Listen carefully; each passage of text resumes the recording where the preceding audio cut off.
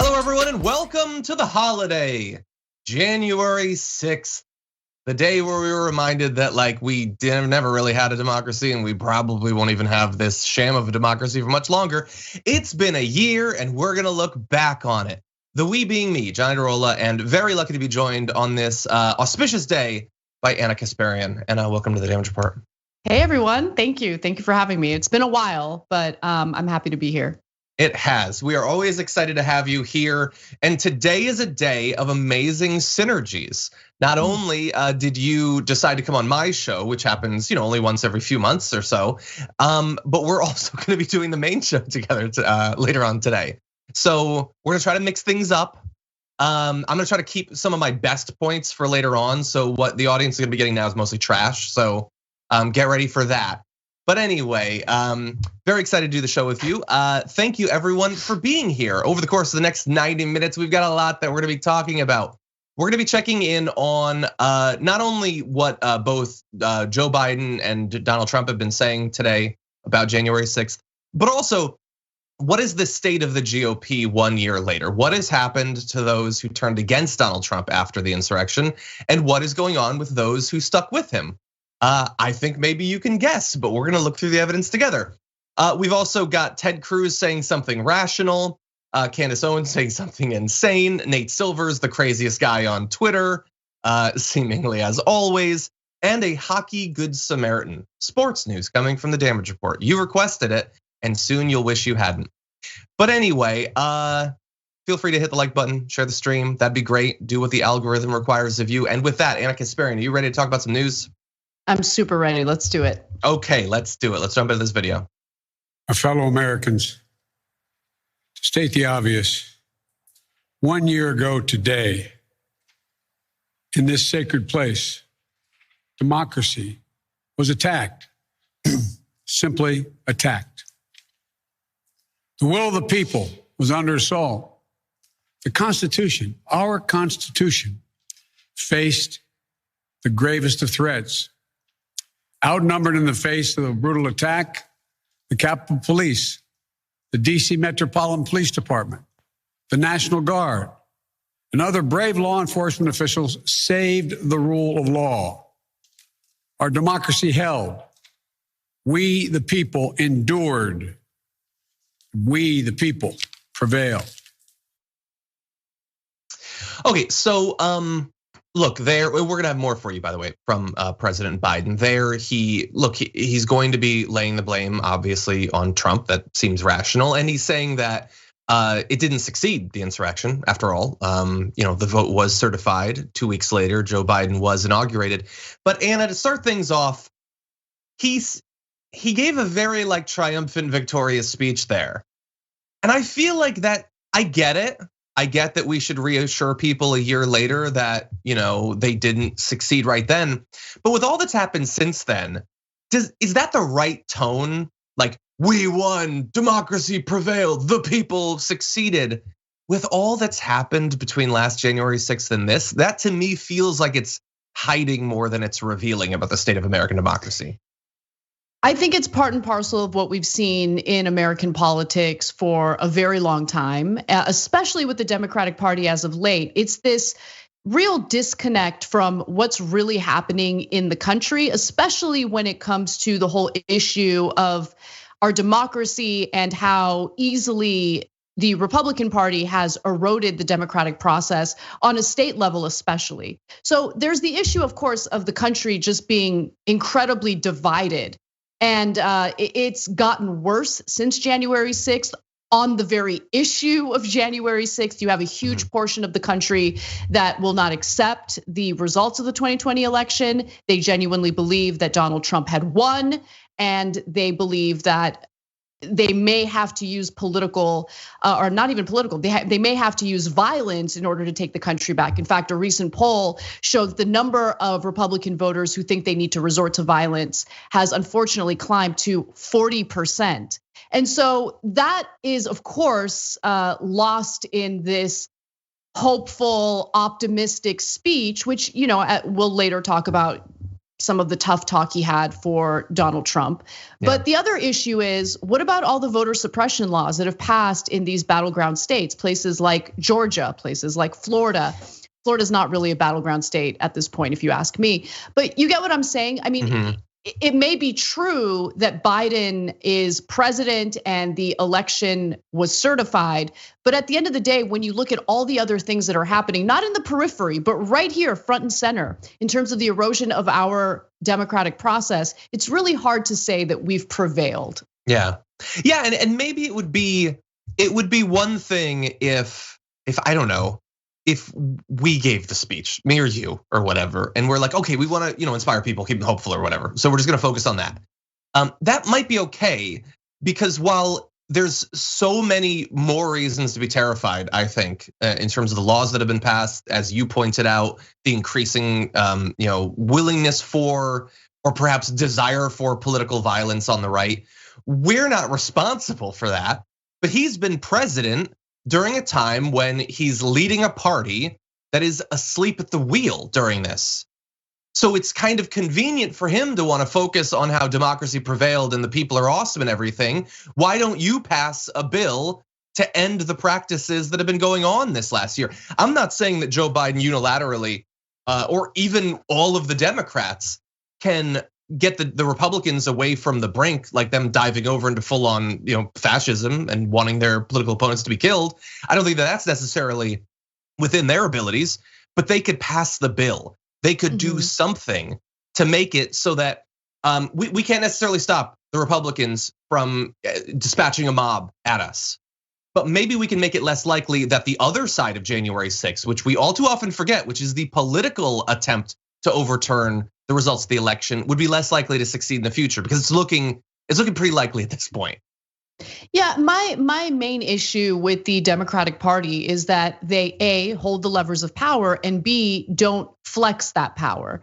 And even when it comes to the future of their own political careers, they're unwilling to do what is necessary. They're unwilling to engage in the difficult fight necessary to pass even a watered down version of the voting and election reform bill that was originally passed in the House. Like the robust version, that's not going to pass because of the fact that it includes all sorts of campaign finance reform, something that Joe Manchin is against. Joe Manchin, a conservative Democrat in the Senate, comes out with his own pared down version of a Voting Rights Act. And they can't get that passed because it would require them to, at the very least, reform the filibuster. The very filibuster that Biden has been supportive of and has been unwilling to do away with in the context of a social spending package. And so people will come at me and say, no, but Biden says he supports a carve out.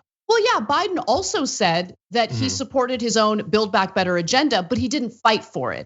And the same exact thing is happening right now when it comes to voting rights, when it comes to the legislative filibuster in the Senate that's holding back all legislation that would improve the country. Yeah, he can say what he wants. Manchin says he wants a separate climate bill. Okay, he said it. What is that worth? Anyway, let's go back to things that are being said. Here is a bit more of Joe Biden's speech where he turns the focus on Donald Trump as the instigator of the insurrection. And here's the truth. The former president of the United States of America has created and spread a web of lies about the 2020 election.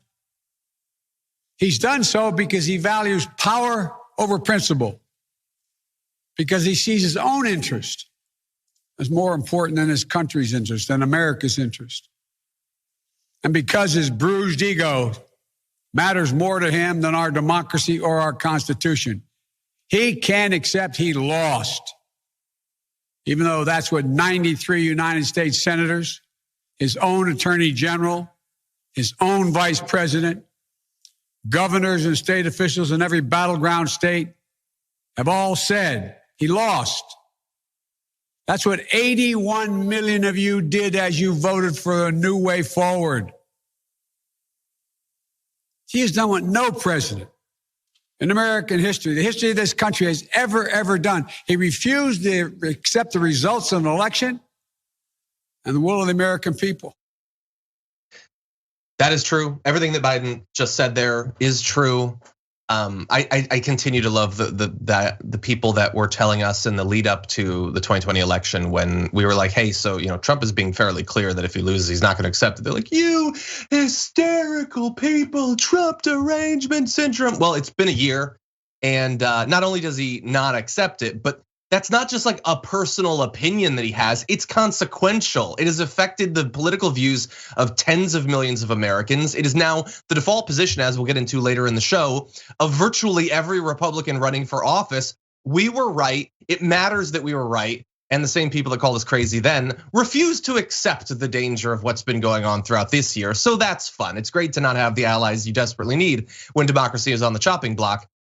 But anyway, Anna, before you jump in, that commentary that he just made, laying the blame obviously and appropriately on Donald Trump, is already drawing the sort of responses that you would expect.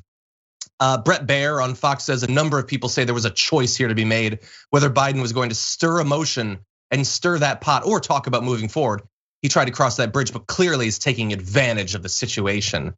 Harris Faulkner says, did he miss an opportunity to bring people together by simply recognizing the pain and leaving the politics out of it? Well, I feel like Trump could have done that on January 6th in the lead up to it. No, it's Joe Biden is tearing us apart, Anna. Listen, conservatives and these Fox News grifters are they're gonna follow the script. This is what their script is. Regardless of what Biden said, they would have had their prepared talking points and all of them would be incredibly critical. Yeah. The fact of the matter is the Republican Party, along with conservative media, do not want to deal with any of the responsibility. They don't want to shoulder the responsibility that they legitimately need to shoulder for their role in what happened that day, for perpetuating the lies about election fraud, for lying about mail-in ballots leading to widespread fraud, an unfounded claim that they continue to repeat to this day. They want to ensure that they don't have to deal with any of the responsibility associated with what happened on January 6th. So hopefully, I mean, I don't have much hope for Biden. I'm just keeping it real. But hopefully Biden doesn't listen to that critique and is willing to continue at least using this rhetoric to call out the Republican Party for what they've engaged in, because it is dangerous. And I can't stand people who minimize what transpired, not just on that day, but what continues to transpire in this country. Again, the erosion of our democratic process. I mean, we've already seen that erosion following two devastating Supreme Court rulings, which has now allowed for unlimited money to be funneled to these politicians in the form of legalized bribes. That's eroded our democracy. All we really have left is our ability to vote and for those votes to count. And what these GOP lawmakers are doing is taking those rights away little by little with all of these laws that create all of these obstacles that make it increasingly difficult for valid, legitimate voters to go out there and cast their ballots. Biden needs to fight. I haven't really seen much of a fight either rhetorically or legislatively, but at least, in the very least, in this one speech, Biden was willing to say what needed to be said. Biden willing to do the bare minimum. Exactly. That's what it is. That's what it is.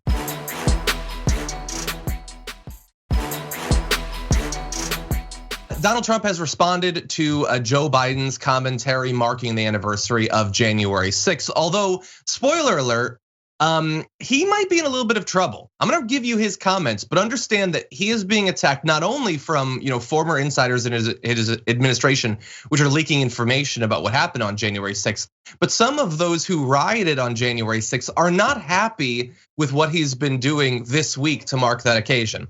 But first, here is a very small portion of his comments. Much of it you've heard word for word before. It's the same, diarrhea of the mouth that he always gets up to. But here's a bit.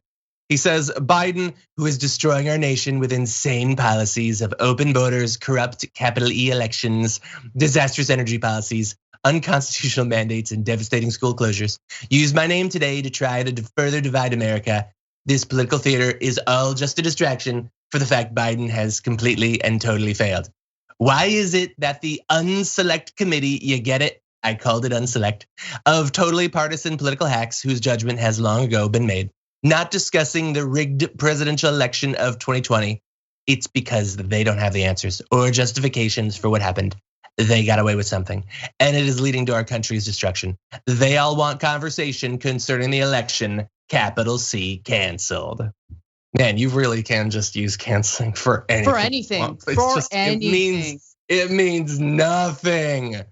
It's pretty. But anyway, yes. So in the immediate aftermath of January 6th, he had to begrudgingly send his mob away after sending them there and saying that he's going to go with them, and he never went. Why doesn't that bother them more that he didn't go? But whatever, he didn't go. So then he sent him away. A couple days after, he put out a statement implying that what had happened was a bad thing. He was sort of forced to. There's a lot of pressure. He was about to be impeached again.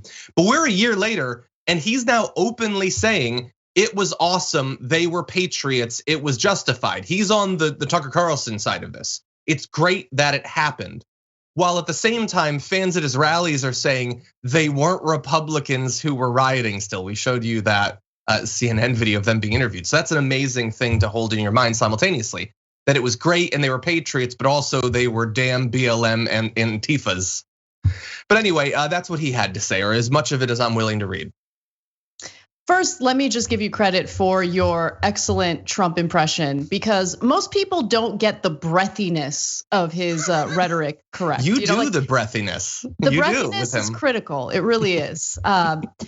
It always sounds like he just ran a marathon, although most of the time he's just sitting on a couch eating McDonald's, literally, like that's his favorite thing.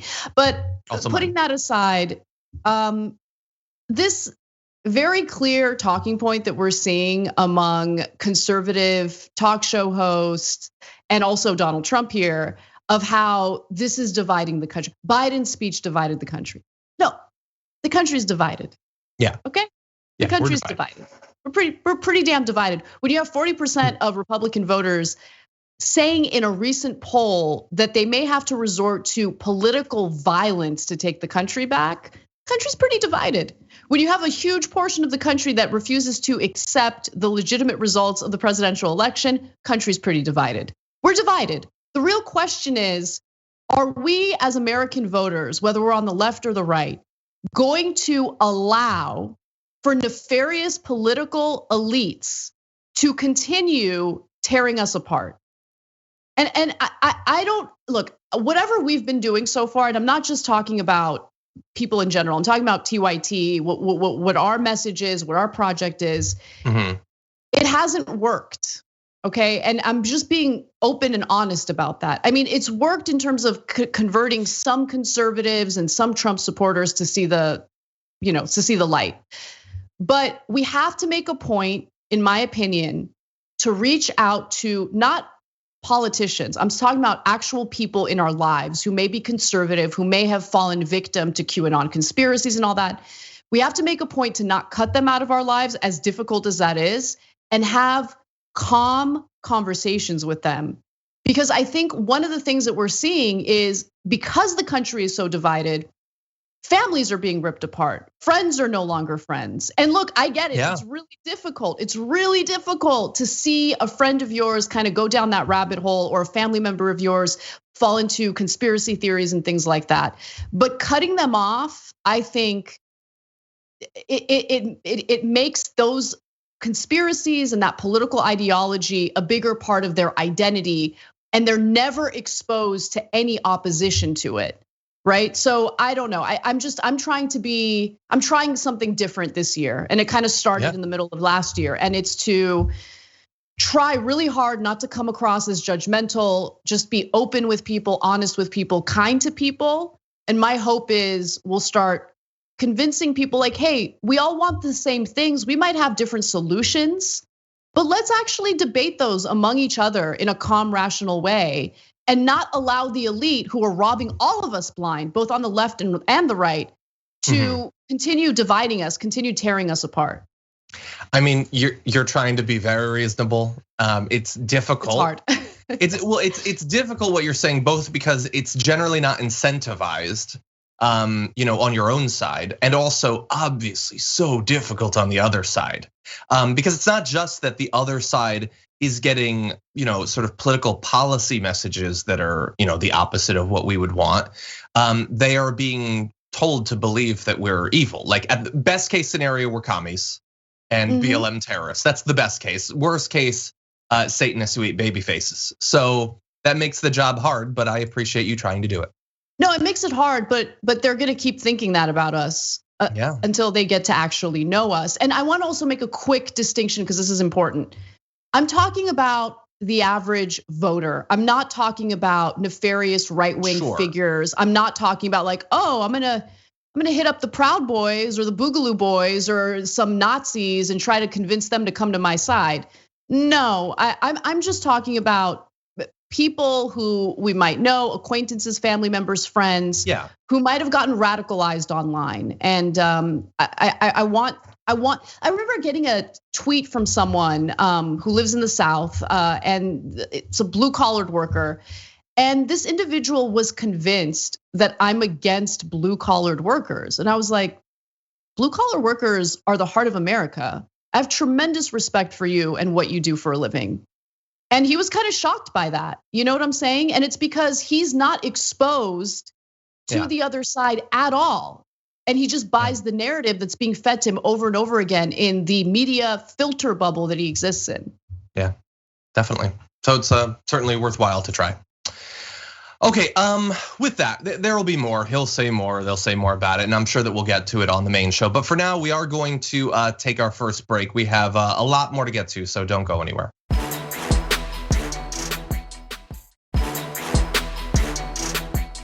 Okay, everybody, let's talk about some more stuff. It's been 1 year since the actual January 6th. We're marking that anniversary today, and we thought let's check in a little bit on the state of Republicans, differentiating between those who took January 6th seriously and who believe there should be consequences for it, and not just consequences for the regular people that have been turned into, zombies and sent to the Capitol, the people who inspired it, versus those who have embraced the same big, election lies that produced January 6th. Well, let's start with those 10 Republicans who actually voted to impeach Donald Trump because they existed. And it was surprising at the time that there were 10 even in the Republican Party that were willing to impeach him for what he had done. And it hasn't necessarily gone very well for them. Since they cast their impeachment votes, Representatives Anthony Gonzalez of Ohio and Adam Kinzinger of Illinois have both announced their retirements amid death threats from voters and hostility from the rest of their party. So 2 of those 10 are out, they're done. And there's still time for others to retire, but let's check in with others. Representative Liz Cheney of Wyoming, she was considered a star in the House Republican leadership, which is its own problem and indictment of the party. Let's just say that. But now she might as well be a Democrat for all that they care about her. Representatives Jamie Herrera Butler of Washington, Peter Maher of Michigan, and Fred Upton of Michigan have Trump-endorsed primary challengers on their heels and uncertain political futures. The party is almost certainly going to drive them out by choosing people who accept whatever lie Donald Trump comes up with on a daily basis. So they haven't chosen to retire, but they might be retired. 4 others, John Katko of New York, Dan Newhouse of Washington, Tom Rice of South Carolina, and David Valadao of California, basically don't exist as public figures anymore. They very rarely actually appear in any significant fashion when it comes to the party. They just sort of are out there kind of existing. And I wanted to give you one statement from one. So this is Mr. Maher, who previously talked about of having the Trump endorsed primary challenger. He said there's been this waiting game and an arbitrage between an individual's political future and the trajectory of that guy, Trump, assuming the apex has passed. The view among some was that this would be essentially a self-correcting issue and that Mr. Trump's power would fade. I think that's proven overly optimistic. And he says that amidst his own Trump-backed primary challenger. So yeah, 10 decided to do the right thing. And as is so often the case, Anna, in American politics, they have been rewarded in absolutely no way as a result of that.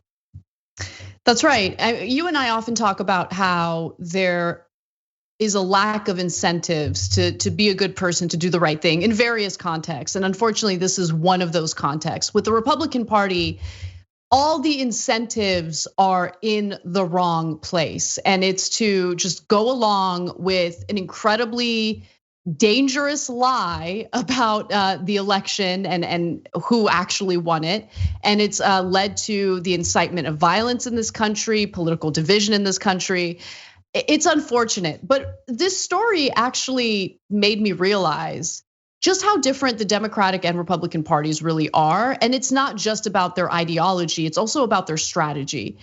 In the Democratic Party, what's pretty fascinating is when you have politicians like Kyrsten Sinema and Joe Manchin in the Senate who are able to serve as massive obstacles in the passage of the Democrats' agenda, with the Build Back Better agenda, with the voting rights bill, all of that, there is no hardball. There are no sticks utilized by, let's say, Joe Biden or the rest of the Democratic caucus. They just kind of go along with what a few corrupt politicians want. Whereas on the right, if you don't go along with what the party demands, you'll be excommunicated. That's it. Your political career is over. Yeah. And honestly, even though I don't agree with what the Republican Party is doing right now, I have admiration for that kind of strength. I wish that Democrats would use that kind of strength for good. Yeah, exactly. Yeah, not in the same way. And look, sometimes they use that pressure, like Rahm Emanuel under Obama and stuff. Yeah, but against progressive challengers, against any critique of how the party is betraying its voters, betraying its campaign promises. It'll use it against those people. Look at the progressives who are willing to vote against the bipartisan infrastructure bill. They were criticizing them. Just not those who are literally stopping the president from achieving his agenda. Yeah, the pressure is not there, but they are certainly feeling it if you were one of those who criticized Donald Trump. Many Republicans have stuck with Donald Trump following last January 6th and are in fact embracing his lies, seemingly as the core of their political ideology and identity. And this is nowhere more true than in those who are running to become secretaries of state in states around the country. NPR has found 15 different Republicans who've denied or cast doubts on the 2020 election results, running to be the chief election officer in 12 different states, including 6 of the 7 states that Biden had his slimmest victory margins in, which means that if they win, the attempts in 2020 to overturn at the individual state level or altogether at the federal level election results, that didn't work in 2020. Because they didn't have the right people. They are putting those people in every election in the interim. And I want to give you some examples of those provided by NPR. So in Georgia, they have 2. Jody Hice objected to the certification in Congress on January 6th. She's Trump endorsed. So she literally tried to overturn the election federally and now might be in charge of Georgia's election for the next one. She might not actually win the primary, but she might be beat by David Bell Isle, who himself believed that Georgia's results shouldn't be certified. So they're duking it out to be the one who stops democracy in Georgia. That's fun. In Arizona, you have State Representative Mark Fincham, who attended the Stop the Steal rallies in January. Like he was literally there, spoke of election fraud in Virginia before that state's governor's race. He's Trump endorsed. So again, initially Trump was saying those people at the rallies are Antifa or BLM, they're not Republicans. But if it turns out that some of them are Republicans, they have my endorsement. But again, he might not win, but he might lose to Shauna Balk, who introduced a bill that would give legislators the power to overturn an election. So just overturn the whole thing. And then that way, you don't even need to have the Secretary of State's office. If you just have the majority in the legislature, you can do it. In Nevada, Jim Marchant says that the 2020 election was stolen from him too, by the way. He ran for something and he lost. So he was robbed, Trump was robbed. And these are all incredibly important states. Like they want to make it impossible for them to lose these critical states. And I'm not saying that getting these secretaries of state is the only thing you need to do, but they are doing this work. In this last year, where the Democrats are mostly just sitting by and watching what happens, Republicans are suppressing the vote, they're stopping mail-in ballots, and they're also taking control of county elections boards as well as secretaries of state positions, Anna. Yeah, the GOP has been incredibly organized, not just on the issue of voter suppression and the erosion of our democracy, but they've been organized for decades in ensuring that our judicial system is just completely filled with conservative activist judges. And we're not seeing similar activity on the left, which is concerning. We're not seeing it on a local level, and we're not seeing it on a federal level in response to the very voter suppression that they themselves talk about. They talk about it in their campaigns, they talk about it in their press conferences, they talk about how much of a threat it is in their social media activity, so they understand the threat, but they refuse to do the work necessary to respond to it. They refuse to engage in the fight necessary to defeat the behavior that we're seeing on the right. Yeah. And that's the thing that really concerns me, right? Oftentimes we get criticism for being too critical of the left or being too critical of the Democratic Party. But the fact of the matter is Republicans tell us who they are every day. They're transparent about it. Whereas Democrats position themselves as the individuals who are poised to fight back against the Republican Party, but they don't do it. They don't do it. They present themselves as something that does not bear, that doesn't actually play out in real life. And that's what frustrates me the most about the Democratic Party. They're the ones we're supposed to turn to as the individuals who are supposed to protect our democracy and fight back, but they're not fighting back. Yeah, no, you're totally right. And we were alluding to that earlier, that we can maybe get the speech out of them. And there's certainly some Democrats that want to pass a bill, but never a critical mass, which is always the way that it seems to work out on so many of these different issues.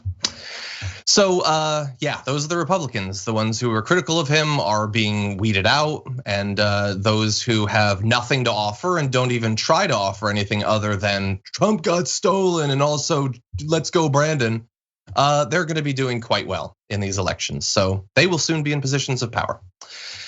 Imagine if it hadn't been Raffensperger at that point. And by the way, he's gone crazy in his own way in relation to elections since then, but he did the right thing in Georgia back in 2020. Well, next time it won't be him. It'll be one of these crazies.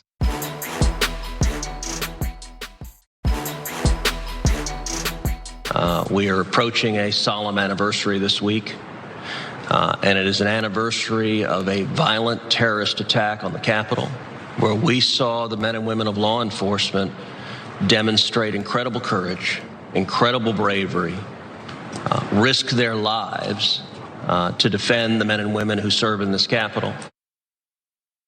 Okay, so what you just heard from Senator Ted Cruz was simultaneously a very rational thing to say, the best thing that he's ever said, and also apparently the most dangerous thing that Ted Cruz has ever said for his own political career, because despite the fact that he just said they were courageous, they were attacked, we know it was true. Dozens and dozens and dozens of cops were attacked and hospitalized. Some died as a result of that attack. He's just acknowledging that the right is not happy with Ted Cruz at all. That clip that you saw actually was not the raw C-SPAN footage. It was used on last night's Tucker Carlson, and he went on to have this to say about Ted Cruz's comment. Everyone who's conservative appreciates Ted Cruz. You may not like him, but you got to appreciate him. He's legitimately smart. He's one of the more articulate people to serve in the Congress, maybe the most articulate. He doesn't use a single word by accident. Every word Ted Cruz uses is used intentionally. He's a lawyer. He described January 6th as a violent terrorist attack. Of all the things that January 6th was, it was definitely not a violent terrorist attack. It wasn't an insurrection. Was it a riot? Sure. It was not a violent terrorist attack. Sorry. So why are you telling us that it was, Ted Cruz? And why are none of your Republican friends who are supposed to be representing us and all the people who've been arrested during this purge saying anything? What the hell's going on here? You're making us think maybe the Republican Party is as worthless as we suspected it was. That can't be true. Reassure us, please, Ted Cruz. His show, like, you might believe that because he has millions of viewers that his show is like, there's got to be something there. But no, it's pathetic. He just, no, they say it's this. I don't think it is. So why is he saying that? It's so inherently condescending, not to the opposition, but to the people that willingly watch it. I don't understand why they do that. But he is not happy at all. And he's not the only one, by the way. In addition to Tucker Carlson making a gigantic deal out of Ted Cruz's comments, you have tweets. And by the way, like it is very possible in stories like this to just pluck a couple of randos or whatever. These are tweets that are all getting incredible play on the right, by the way, thousands of likes and retweets. Eric Matheny says, I don't demand 100% agreement from my leaders. I can and often do disagree on some issues and still support them. But calling patriotic Americans terrorists isn't a mere policy difference. That's where we part ways. Ted Cruz is relegated to Lindsey Graham status.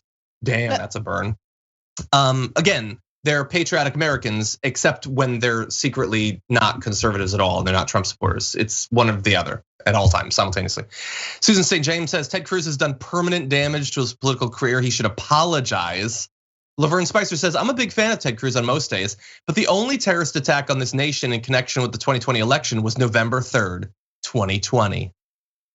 But my favorite commentary about this comes from this rando, Ken Klippenstein, who says, not a fan of Ted Cruz, but I'm hopeful he'll rise to the historic occasion tomorrow, the anniversary of January 6th, and fave another porn tweet. We'll have to wait and see. There's still a lot of day left, Anna. But were you surprised by? That's such a Ken Klippenstein tweet. It's totally. Like classic Ken Klippenstein. Totally. So were you surprised by what Ted Cruz had to say or the reaction it's getting? I was surprised. I felt like there was going to be some sort of catch. I was waiting for that twist, but it never came. And wow, Ted Cruz actually said something accurate, rational. I mean, I actually went back as you were presenting the story to see how Ted Cruz voted to certify the election on January 6th after the riots took place. You know, I don't know why, but I was under the assumption that he actually voted against certifying the election. But no, he voted to certify the election. And remember, this is following his perpetuation that of that big lie that the election was stolen. So it's funny because I always enjoy seeing politicians try to straddle an issue where they try to appease or appeal to like the extreme elements of their party while also trying like behind the scenes to do the right thing, because they'll eventually get caught. They'll eventually, deal with the backlash for trying to straddle. And I both appreciate the rational message that we heard from him, but I also appreciate the fact that he's getting dunked on. Yeah, I'm fine with it, and he deserves it. Acknowledging a terrorist attack doesn't absolve him of all the nonsense he's done. And you're right to acknowledge his vote, but let's also bear in mind that he was doing a bit of straddling himself on January 6th. I mean, he was leading the opposition to certification.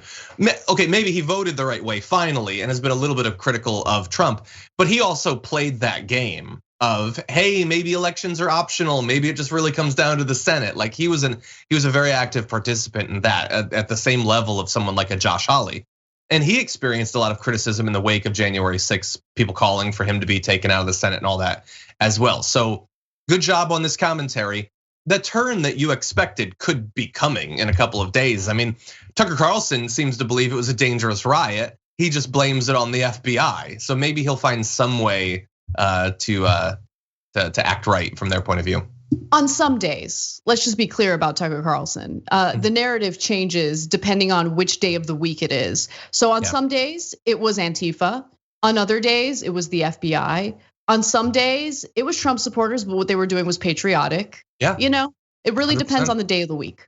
Yeah, or even the segment he's on, because there was a great tweet going around of two screenshots from one Tucker Carlson earlier this week, and it was him criticizing Joe Biden for wearing a mask, and then criticizing AOC for not wearing a mask on the same episode of his show.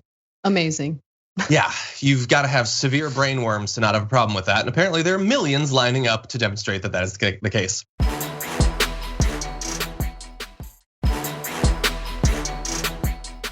I want to give you some information about the protests that have been going on in Kazakhstan recently, as well as the violent, in fact, murderous response to those protests. But a major caveat before we launch into this, as I try to always, I am not an expert on this region, on Kazakhstan specifically, or on its politics. So take everything I say with a grain of salt and be sure to do your own research. I just want to make sure that you do know about what's going on. And more importantly, my producer Sophie wants to make sure that you know about this particular story. So she did a great job of producing it. Any misinformation that I spread is all on me, not on her. So let's just bear that in mind. But the protests have been going on for some time, and we'll tell you about the impetus of the protests. What you should understand is that recently the reaction to the protests has become significantly more violent, with a number of people being injured. And in fact, it looks like dozens of people being killed by security forces. So hundreds injured, at least dozens killed. But let's go back to the beginning. Anger boiled over when the government of Kazakhstan lifted price caps for liquefied petroleum gas, frequently referred to by its initials LPG, a low carbon fuel that many Kazakhs use to power their cars. But the protests, despite being centered on that, have more deep-seated roots, including anger at social and economic disparities, aggravated by a raging pandemic, as well as the lack of real democracy. Sounds like America, actually. The average salary in Kazakhstan is the equivalent of $570 a month, according to government statistics, but many people earn far less. So there are a lot of socioeconomic and public health issues that are also adding to the tension over this increase in the price of LPG. About 1,000 people have reportedly been injured so far, with 400 being treated in hospital and 62 in intensive care. Protesters targeted the mayor's office in Almaty, which I believe is the capital of Kazakhstan, and Kazakhstan's main airport, while water cannons were used against protesters in the western city of Aktobe. So that's what's been going on. The government response has been multifaceted. So on the one hand, they've used things like instituting a state of emergency, blocking social networking sites. This is a move that we've seen in a lot of more authoritarian countries, blocking chat apps, including Facebook, WhatsApp, Telegram, and even the Chinese app WeChat. Public protests without permits were already illegal. It was also initially conceded to a few of the demonstrators' demands, dismissing the cabinet and announcing the possible dissolution of parliament, which would result in new elections. But despite that, there has still been unrest. You can see here a statue of, I believe, the previous president being knocked down there. Fires in a government building as well. And then these security forces come in and kill dozens of people. And as of right now, what are being described as Russian-led alliance troops have moved into Kazakhstan. And so they're calling them a peacekeeping force. Oh no. We'll see about that. Again, I am not an expert on this region or its politics or its history, but I also know how these things sort of go generally. And not looking like this is going to result in a more peaceful or gentle treatment of the protesters or necessarily giving into their demands any more readily. But all that said, Anna, what do you think? Well, I'm noticing a trend in many countries, especially Latin American countries, that have actually moved further to the left in recent elections. And it's a response to the inequality that the people of Kazakhstan are now protesting about. It's the very same socioeconomic issue that, I think, I wish we saw a lot more political activity in our own country about. Obviously, I'm not advocating for violence or anything like that, but whenever you see these types of demonstrations happen, whether it be the Yellow Vest movement in France, whether it be the protests that went down in Colombia recently, the heart of the matter is the fact that you have politicians who continue proposing or passing regressive taxation that continues to harm the working class in these various countries. And it's both inspiring to see people rise up and demand better in the Latin American countries that I'm thinking about right now, whether it's Chile, whether it's Brazil, which is about to have an election this year. There's this movement to the left because there's this understanding that the right wing, despite whatever populist message they might try to use for campaigning purposes, has no interest in fighting for workers, has no interest in looking out for the common man. And so this could really go in a terrible direction. I'm not happy to see that Russia's getting involved in this. I don't really trust the intentions of the Russians here, but I do think that what the demonstrators are voicing here is a legitimate concern, not just in Kazakhstan, but in many countries across the globe. Yeah. What's also relevant is how the United States responds to it, how the US media responds to it, because what I'm noticing in terms of, let's say, coverage of what's happening in Latin American countries right now is this very real fear among both American politicians and journalists in regard to what leftism means for the future of American alliances, because one of the other rising powers in this country, in this world, of course, is China. And you already have the elite in the United States concerned that all these countries that are now moving to the left are going to create alliances with China as opposed to the United States. And the real question is, why would they do that? Could it be because every time, especially in Latin American countries, we have the rise of leftist leaders, the United States comes in and orchestrates a coup? You know what I'm saying? So I think this is a fascinating story, and we should definitely keep our eyes on it. But solidarity and more power to those who are speaking out against the inequality in their country. Exactly. Yeah, definitely. And if you are interested in this, please, again, do your own independent research and you can find out more. It's a fast developing situation. So that's also true. And to demonstrate my previous point about me not being an expert, Sophie has advised me that Almaty is not the capital. It's one of the biggest cities. It used to be the capital. It's not the capital anymore. So apologies for that. Again, always, especially in international stories, do your own research. And thank you, Sophie, for all your work on this. Okay, we have only a few more minutes. Let's jump into this last one. Quick story, so let's jump into this. COVID cases are obviously rapidly rising around the country. Over 1 million cases in one day reported this week. We're now at 700 and 800,000 virtually every day. And Florida, as in previous waves, has not been immune from that. They've been hit incredibly hard. And yet for weeks, DeSantis was gone. Governor Ron DeSantis couldn't be found, and it was not helping him politically. The Democrats there were making a big deal out of it, and yet he would not show his face. So that leads people to wonder why. Why during this horrible pandemic would he suddenly disappear? Well, he is back now. On Wednesday, he gave a speech in Florida to announce nearly $10 million would be awarded to support semiconductor and other tech manufacturing. But here's the thing, as he was doing that, he had to speak.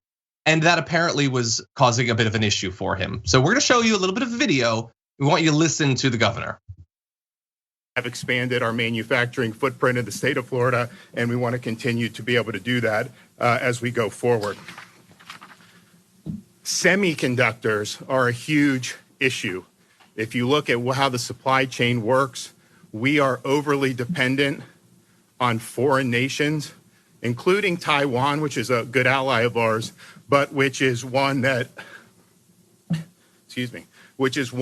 is under really serious pressure from the Communist Party of China. And so look, many people have noted that he doesn't sound like himself there immediately following a weeks-long disappearance from the media. Anna, what do you make of it? He sounds like he's sick. He definitely sounds like he's sick. Either that or he's emotional. There's no reason to believe he's emotional. He sounds like he's sick. Yeah. I hope he's taken a COVID test, and I hope that he's forthright in regard to what the result of that test is. He sounds sick. He definitely sounds sick. Well, look, and you rightly laid out, there are at least two plausible explanations. One is that he's on the tail end of a pernicious respiratory illness. But what is the likelihood of that in Florida? The other is that dude's dog better have just died, because he is about to break out in tears amidst talking about semiconductor grants, which doesn't make any sense unless something really traumatic happened, okay? And if that's the case, then I'll take back what I've said. But that dude sounded like he was either about to start to cry or that he was having difficulty breathing enough to speak about semiconductors. So you do the math. But what we know we're not gonna get is clarification. They're not gonna be honest. He's been better than some Republicans, at least in terms of not saying, hey, vaccines are gonna kill you. But he is not forthright. He's not going to admit that he got sick. And especially if he was gone for weeks as a result of a COVID case, it doesn't seem like it was an especially mild case that he had. Revealing that might help people in Florida. Like, oh my God, this guy that I respect, he got really sick. Maybe I should take this seriously. But to do that and potentially hurt your political standing amongst the Republicans, you'd have to have actual compassion. And Ron DeSantis is notably lacking in that. Any final thoughts, Anna?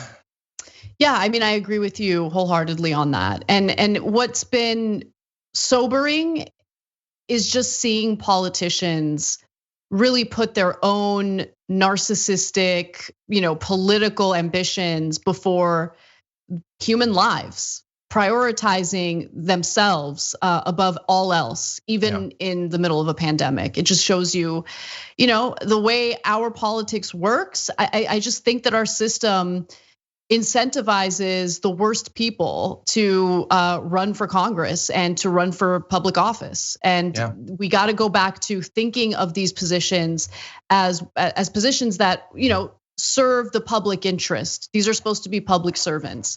Exactly. And what I've seen with these lies and all of the, disgusting politics surrounding the pandemic just really shows you how broken things are. You're totally right. And perhaps nowhere more so than Florida on a number of these different issues.